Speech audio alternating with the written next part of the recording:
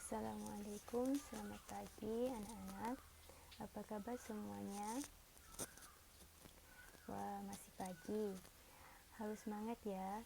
Alhamdulillah kalau semuanya dalam keadaan yang baik.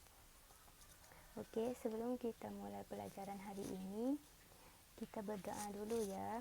Ketua kelas tolong pimpin doanya. Terima kasih.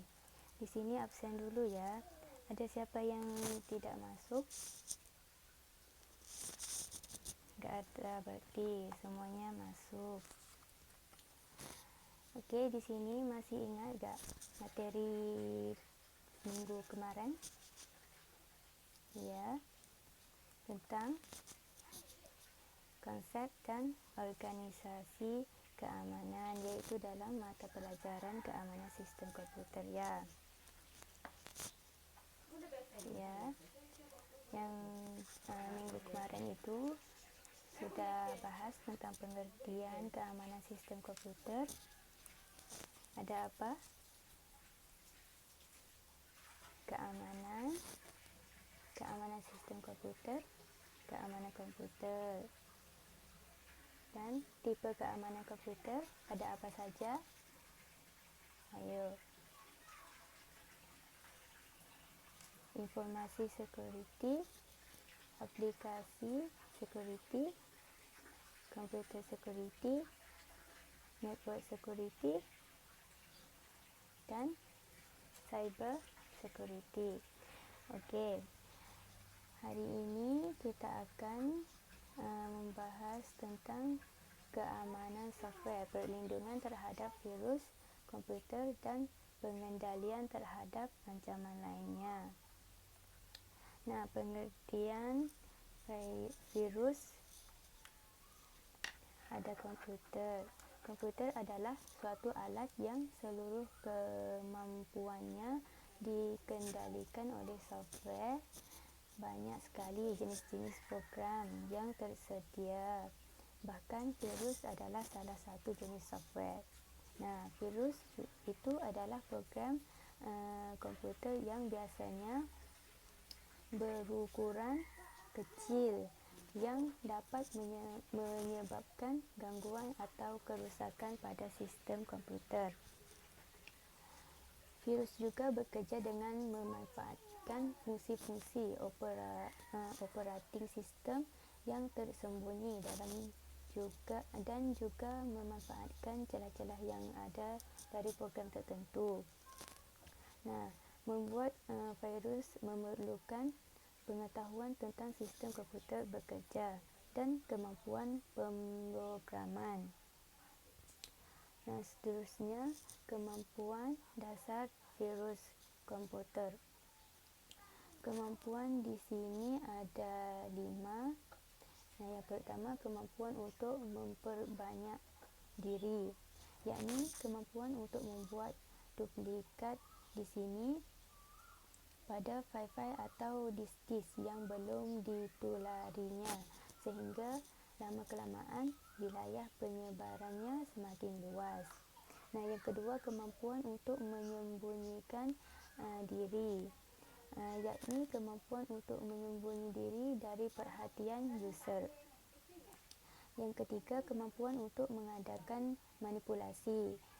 Sebenarnya rutin manipulasi tak perlu penting, tetapi ini yang sering mengganggu.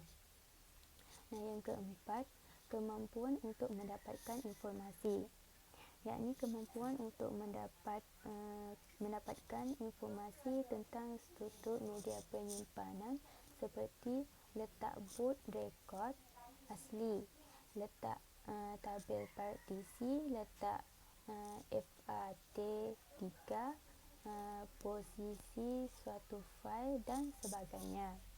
Nah, yang kelima kemampuan untuk memeriksa keberadaan dirinya. Sebelum menyusupi suatu fail, virus memeriksa keberadaan dirinya dalam fail itu dengan mencari ID, tanda pengenal dirinya di dalam fail itu. Seterusnya, perlindungan terhadap virus komputer. Buatlah backup secara teratur dan terus siap untuk menginstal operasi sistem anda. Dan seterusnya, melindungi jaringan sambungan dengan firewall. Gunakanlah antivirus. Memperbarui sistem operasi secara teratur. Jangan menginstal apabila menggunakan program yang mencurigakan. Membatasi akses ke komputer anda. Lindungi komputer anda dengan password. Gunakan web browser yang reliable dan gunakan perlindungan spam. Di sini ada yang mau bertanya? Ya, belum ya. Okey. Seterusnya, pengendalian program terhadap ancaman lain, jenis ancaman atau gangguan yang ada pada teknologi informasi. Di sini ada 6. Yang pertama, serangan pasif. Tipe serangan ini adalah analisa trafik, memonitor komunikasi terbuka, memecah kode trafik yang dienkripsi, dan menangkap informasi untuk proses autentifikasi, contohnya password. Seterusnya, yang kedua, serangan aktif. Tipe serangan ini berupaya membongkar sistem pengamanan, misalnya dengan memasukkan kode-kode berbahaya, mencuri atau memodifikasi informasi. Yang ketiga, serangan jarak dekat. Dalam tipe serangan ini, hacker secara fisik berada dekat dari peranti jaringan, sistem atau fasilitas infrastruktur. Serangan ini bertujuan memodifikasi, mengumpulkan atau memblok akses pada informasi.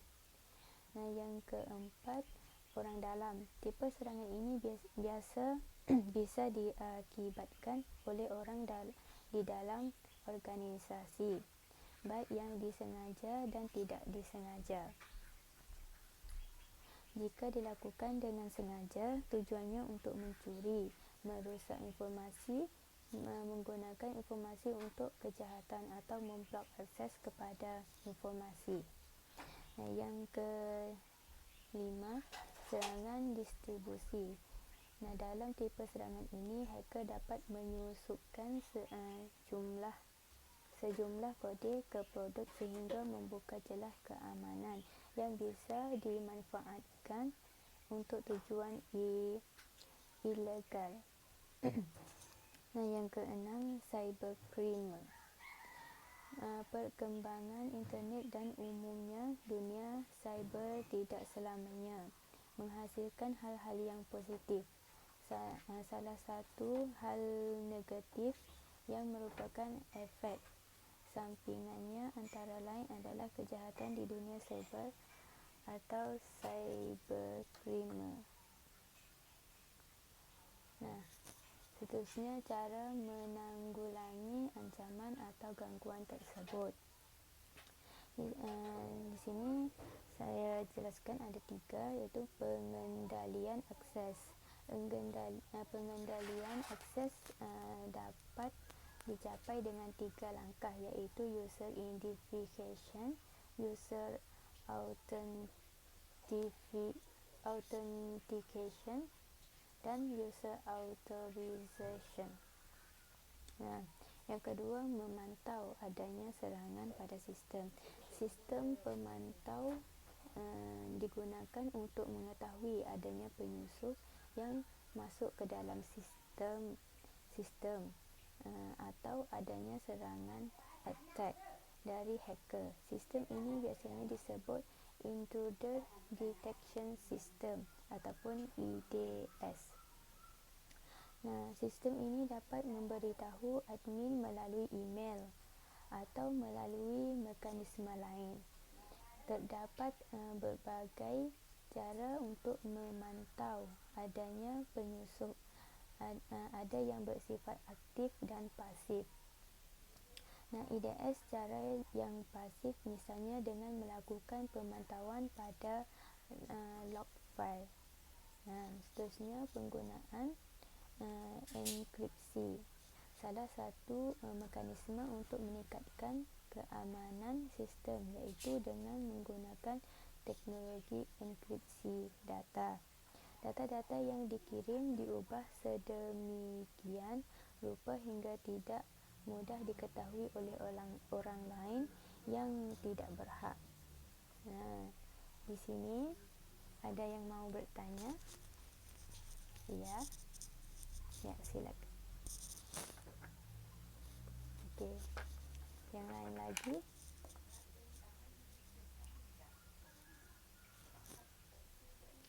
Okey.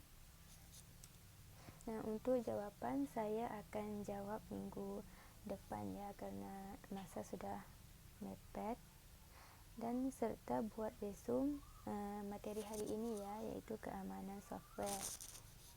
Nah, okey. Terima kasih untuk hari ini, semoga bermanfaat. Assalamualaikum warahmatullahi wabarakatuh.